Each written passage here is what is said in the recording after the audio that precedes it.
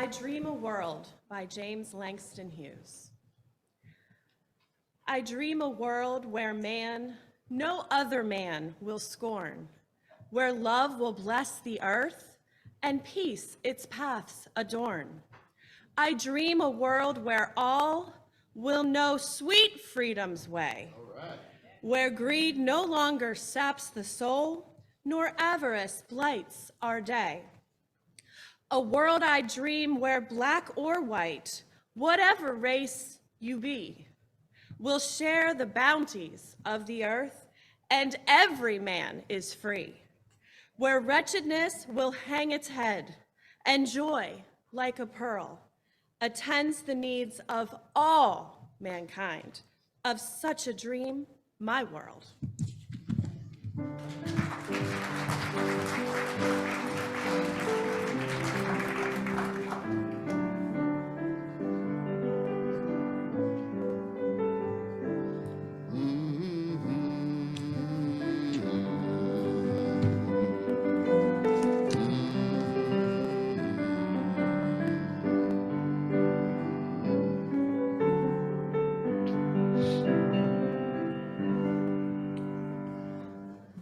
I feel a lot more hopeful today than I did 3 or 4 weeks ago.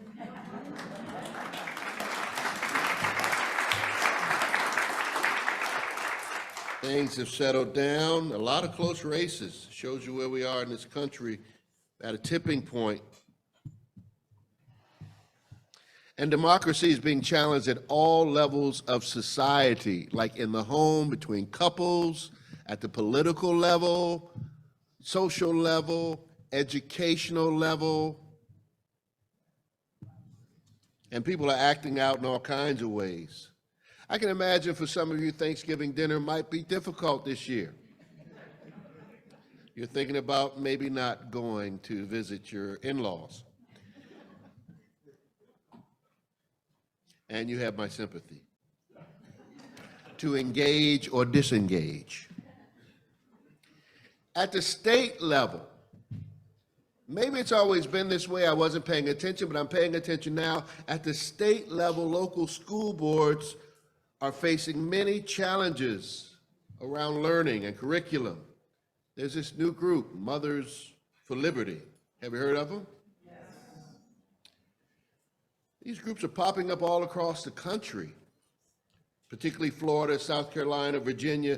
Things are pretty crazy. And this group, along with their constituents, are doing as much as they can to ban books, rewrite curriculum in schools, taking words like diversity and inclusion, racism, colonialism out of curriculums, trying to effectively whitewash our nation's history. Of course, this is not new to people of color. It's how it's always been for us. We've been trying to get our story told in an honest way for generations. And every time there's a little bit of advancement, there's backlash, sometimes violent backlash, with groups claiming their personal liberties are being eroded or taken away. Because we're asking them to grow up, to be more inclusive, to be more well-rounded, to allow their students to receive a proper and progressive and honest public education that will end this illusion of racial superiority, which is a cancer in our society and for all. Some think this impedes their freedom. Freedom for them, it appears, is about teaching half-truths, even false truths, a version of America that is only Eurocentric. And they believe that we are causing harm, traumatizing their children, and hurting our country. I don't understand this. How will we make things worse when we're asking all of us to be accountable to our past? The more we know real history, the more we regulate those energies inside of us that can be very tribalistic and narcissistic, the more we're able to pause and reflect and maybe not make the same mistakes over and over, which has left this world bruised and bleeding. If we want this world community with peace, liberty, and justice, then we have to teach about the world, the whole world, not just Europe or Asia, but Africa too, and every continent. It just doesn't make sense to me. And it's happening here in this state too, our great state of Maryland, facing similar challenges, but thanks to good work from some of you in this congregation, especially our good friend Thornell Jones with his blueprint for Maryland schools. Thornell, stand up. Come on, stand up.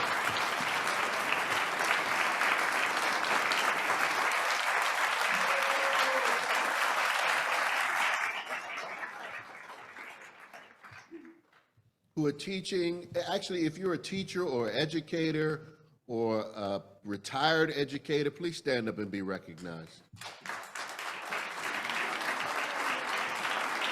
Thank you for all that you do. To open minds and hearts for the sake of humanity. I have more respect and appreciation for teachers. My mother was a teacher for almost 50 years. So today we are in an unmasking, literally and metaphorically, and all over the world, people are being emboldened to challenge what is true, what is truth, in constructive and destructive ways. Did you all see this story in Texas? The white male teacher telling his students this week that he was an ethnocentrist. His mostly minority kids, they were secretly recording him. And they called him out on what he said. Are you saying this means that your race is superior to all the others? And the teacher got frustrated because the kids kept questioning him and asking him to clarify what he was saying. And he kept saying, well, I believe in ethnocentrism. And the kids knew exactly what he's saying. I believe that I'm better than you. And they frustrated him to a point where he just got flustered. Well, this got out, of course, and he was rightfully fired.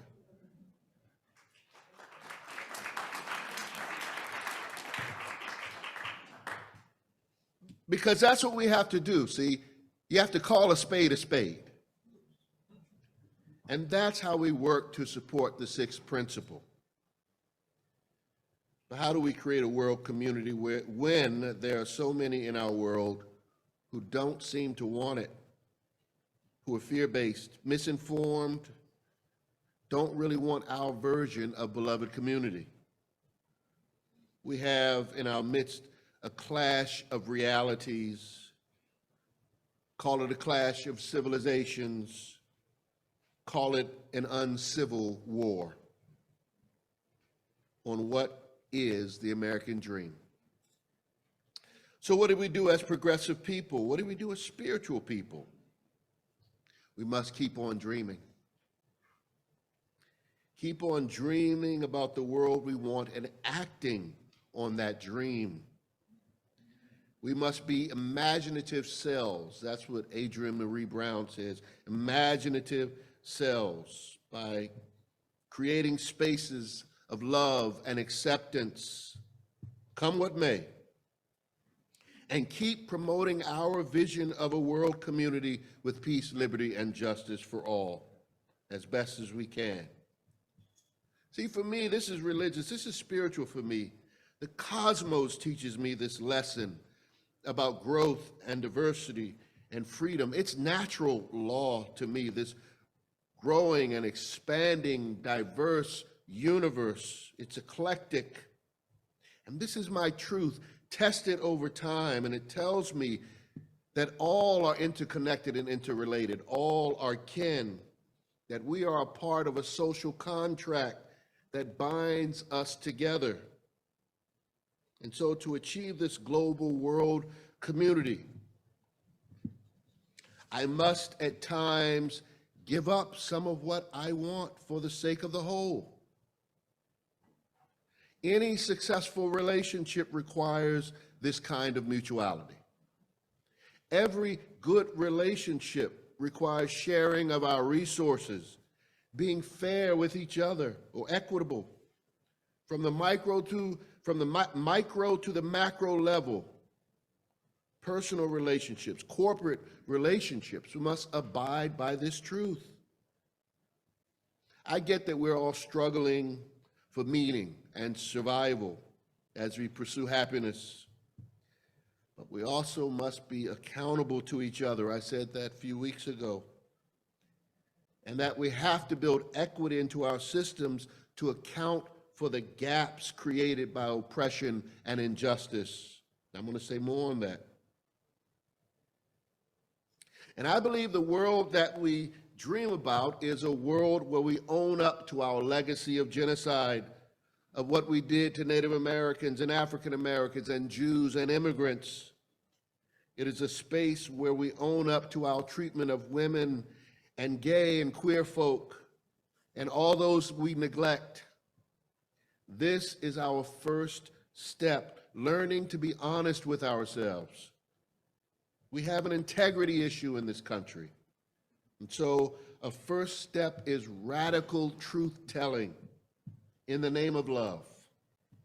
We cannot create a world community if we cannot be honest with ourselves and with those in our sphere of influence. Which takes me to Alcoholics Anonymous. I think Brother Bill Wilson had some things right in his development of the 12 steps. I think it's the fourth step. We have made a searching and fearless moral inventory of ourselves.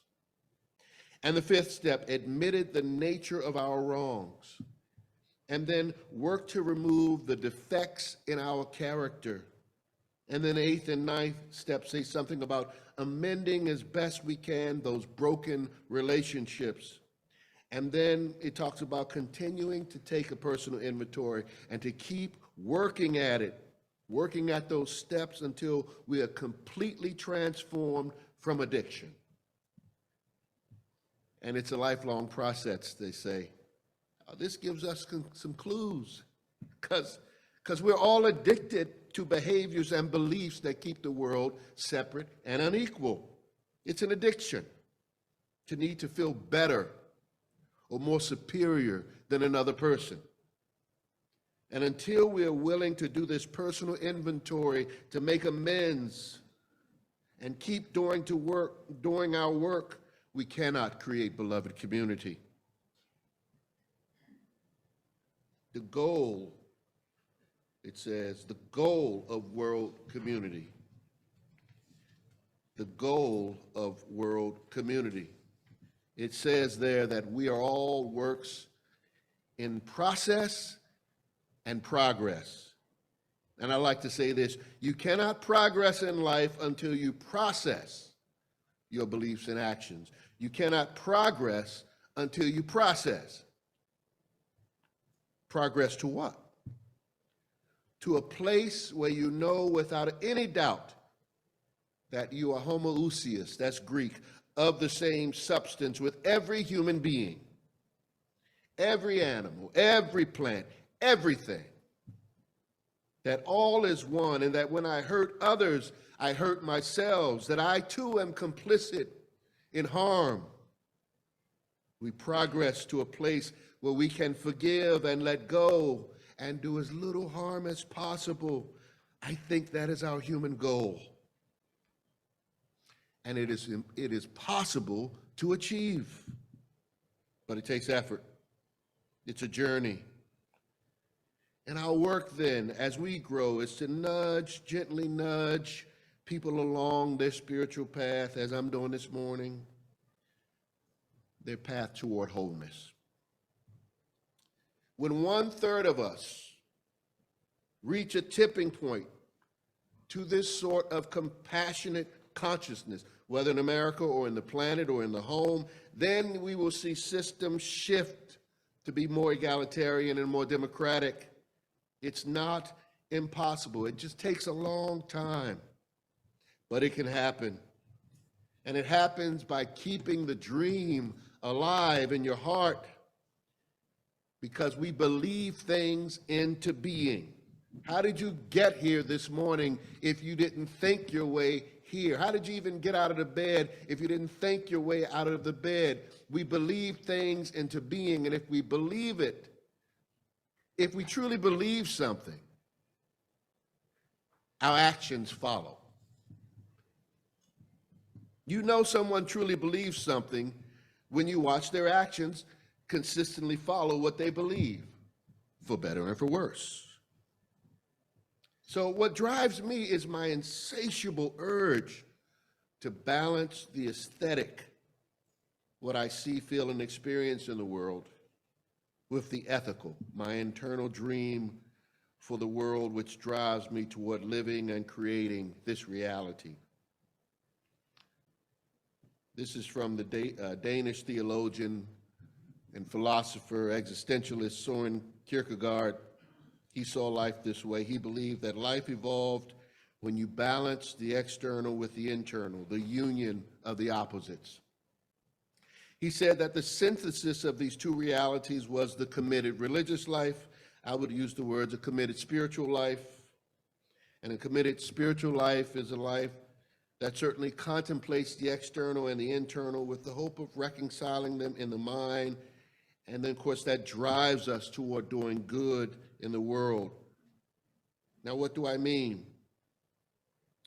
When I find spaces of oneness, when I'm happy and at peace, I sit with nature. I watch the deer in my yard. I watch the trees blow. I have a great conversation. The sun on my face speaks love. And in those hours, I just feel amazing, connected to everything. I leave the house, miraculous things seem to happen. All the lights turn green while I'm driving. Things are perfect. But then on another day, another hour, I read or hear about some great inequity. What happened at the University of Virginia, what happened in Idaho, what happened in Colorado Springs, and it has an impact on me. My dream is deferred. It's a constant cycle for me, continuing to search for my peace after bad news, trying to reconcile and balance the dichotomies that are inhaled into my being. I know you can relate. See, so part of why I go into the community, it's not just because I'm a minister, it's not just because it's what I should do as a religious liberal, but it's kind of selfishly trying to create the world I dream about, but more importantly, trying to reconcile the clashing truths in my mind so that I can experience peace. I feel compelled in my mind, body, and spirit to do my part as an imaginative cell to bring peace into this world, to assuage my guilt, so I can do something to feel better about the state of humanity, with the hope that some unborn generation will benefit. I do what I can to align my aesthetic and my ethical to relieve the cognitive dissonance in my mind. That's the point of Kierkegaard. So I just can't sit back and smell the roses day after day when I know that there are thorns invading the bush. There's this natural pull, this gravity, that's natural law, moving us toward justice. It's a moral arc bending. That's why Thomas Carlyle, later Martin Luther King, could say, "No lie lives forever," because they knew the cosmos pushes us to grow our souls each and every day. And I am thankful for this pull, this tug, this push to do justice, love mercy, and walk humbly. The post-election polls are showing us something interesting, that we're winning. Our side is winning. The side of love is winning, if just by a little. Progressive ideas are much more mainstream now. The polls show that 63% of young people, that's Generation Z, who voted for progress. They are the present and the future, and their numbers will increase. 2 Generation Z legislators in the state of Maryland. 1 Generation Z at the federal level, a congressperson. That is progress. We are witnessing a changing of the guard, and I feel more confident today in this goal of peace, liberty, and justice for all. The Supreme Court really disappointed us with Roe v. Wade. Shame on them. But a large majority of Americans, even in southern states, rejected this anachronistic ruling. The referendum showed us this week. Places like Kentucky, even they said no. We're moving forward, and so many are being left behind, unfortunately. So I believe that our quest for freedom is winning. We hear the most ludicrous statements from people these days, and it's a wacky example that freedom is winning. People are being allowed to say stupid things. Freedom is defined as the state of being free within society from oppressive restrictions imposed by authority on one's way of life, behavior, or political views. I think we're pretty free today in America. And I think authority is being questioned like never before, openly, without restriction. And I also know because of this, there are forces that try to take us backward. And they win for a season, but the long arc of history always proves them wrong. Have you noticed how many people are saying they are like American revolutionaries? I can assure you it's not 1776. Trying to cheat on elections or avoid criminal charges or changing school curriculums for fear of diversity is not fighting for liberty, it's fighting for oppression. So we must remember that this word freedom can get twisted and warped and used against those who are most vulnerable. Liberty warped can also mean, well, let them fend for themselves. Or if we don't win or, we don't get our way, then they cheated. Man, when I was growing up, I hated when somebody cheated in a game. I don't know, it still infuriates me today. I'll just quit. Well, I'm not playing with you if you're not going to play by the rules. I mean, to play by the rules, you would not think requires a lot of forethought, but actually I think it does require a certain kind of emotional self-awareness, emotional literacy, people willing to take an inventory to say, I lost. I'll try again next time. People have not gotten in touch with their inner feelings, their inner shame, their inner trauma. And so they have this need, I've said this over and over, to blame or project. So change begins first at the individual or cellular level, where we get help with our pain before we start acting out. So a lot of our work in the educational system is meeting people where they are and getting them to level up a little bit. And finally, equity takes me to the word justice. I said in a sermon to the UUA General Assembly in 2012 that justice is love in action. But to create justice for all, we have to do something. It's not just thinking it into being, but as I said, the thinking leads to action. And the action is led by a personal need to reconcile our own guilt or our own deep need to create unity of the opposites. Justice is the same word as equity. They're synonyms. And the root of the word justice derives from the Latin justitia, meaning righteousness or equity. Equity is defined as the quality of being fair in law, It is, quote, the fairness in the adjustment of conflicting interests. This is the best part of the sermon, so listen to this. What is fair is not always equal. We confuse equality and fairness all the time. I did not treat my children the exact same equal way. I met each one of them where their particular need was. Sometimes one kid might feel, oh, I feel like you're giving too much attention to this kid over here. But it was about equity. This is justice. See, it takes wisdom to know that someone, there's an illustration of this on the internet, there's someone who's 6 feet tall who can see clearly over the fence. There's someone who's 3 feet tall who needs 3 boxes to see equally over the fence. That's equity. So we see this picture of the Roman goddess holding the scales in law, and we think it just means equality because the scale is balanced. But what's not seen on that scale is the equity that balances it out.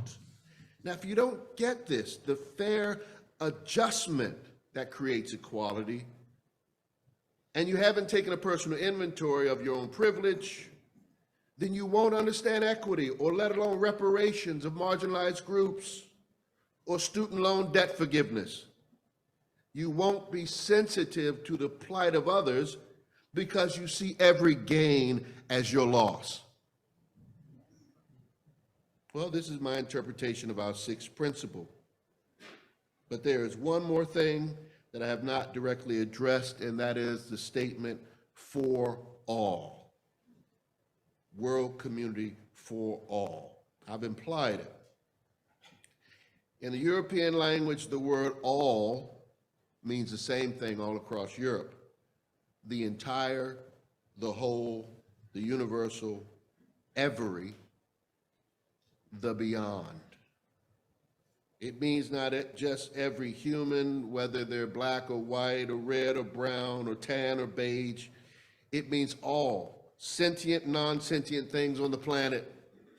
The word all is not the same as the word some, because some particularizes and separates, but all is a circle. All is all encompassing. The all is our friends and our enemies. It is space and time. It is God. It is Chi. It is the hundreds of names we call it. This last word is saying that we are all made by one creative force in this universe. This last word says that we all have the goal of helping people become one with themselves and their world. That is our mission.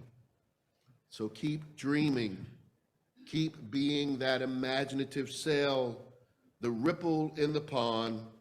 Then join Langston Hughes and others to dare to dream, to wish love into being through your thoughts, words, and deeds. Keep dreaming, keep hoping. And one day you can say, I dream a world where people no other people will scorn, where love will bless the earth and peace its paths adorn.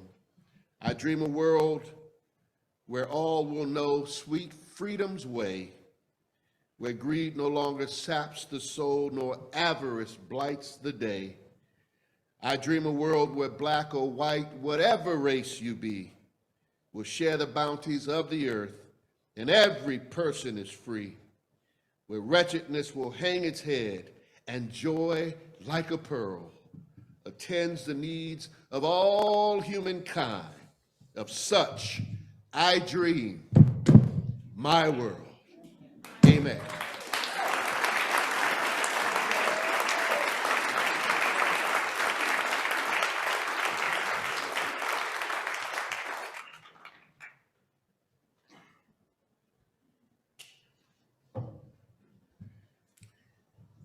And now I am happy to invite Evelyn, Generation Z, to share reflection on the 6th principle.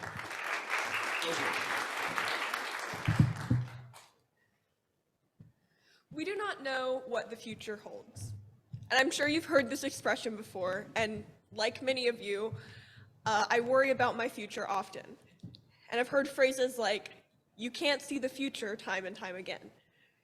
It can seem invalidating or dismissive, like your anxieties are unreasonable or even nonsensical. But I ask you now to think hard about what that phrase means. The future is utterly unknowable. And sure, it's often predictable, but ultimately we can only see what is going on right now in this infinitesimally small moment. And even that's debatable. How can we hope to change the world if we have no idea what effect that change would have, or what our world even is? The sixth principle admittedly confused me for a while. Like many of you, I tend to be quite pessimistic. A global community, peace and justice, is this not blindly utopian and hopelessly optimistic? This is what I thought, and I still struggle with these anxieties today, especially considering my youth.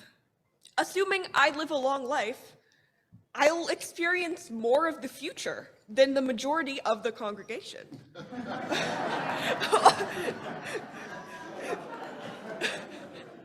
Older people in power are making decisions to influence a time they might not live to see.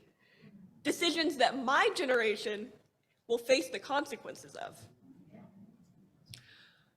But what changes will come from our pessimism? Nothing positive for our society would have happened if everyone agreed that their goals were unattainable and hopeless.